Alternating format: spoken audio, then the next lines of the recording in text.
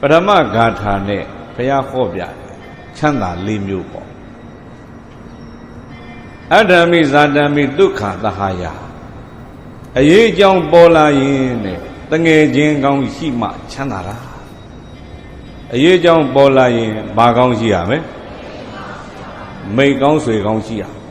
ဟုတ်ပြီလားမိတ်ကောင်းဆွေကောင်းမရှိဘူးဆိုရင်ဘယင်ပင်ဖြစ်လင့်ကစားအဲ့ဒီပုဂ္ဂိုလ်မချမ်းသာဘူး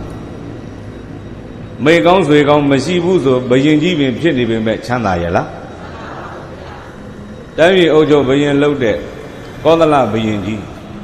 ဝိတရူပကအာနာသိမ့်တော့ကိုယ်တိုင်းပြည်လည်းပြန်လို့မရဘူးသူများသွားပြီးစစ်ကူတောင်းမယ်ဆိုပြီးသွားလိုက်တော့အဇာတသကလည်းမြို့တကားပိတ်ပြီးမကူညီဘူးချမ်းသာသေးလားလမ်းပေါ်ဇရက်တင်သေသွားရတယ်မလားမင်းပင်ဖြစ်နေပေမဲ့ပြိတ္တိမိတ်ကောင်းဆွေကောင်းရှိရင်မချမ်းသာဘူးတဲ့မြတ်စွာဘုရားပြောတယ်နော်ဒါဆိုတော်ကောင်းတို့တွေချမ်းသာကျင်ကြတယ်ဆိုရင်ဘာကောင်းရှိဖို့လိုမဲမိတ်ကောင်းဆွေကောင်းရှိဖို့လိုမဲလို့ဒီလိုနားလည်ကြဟုတ်ပြီလား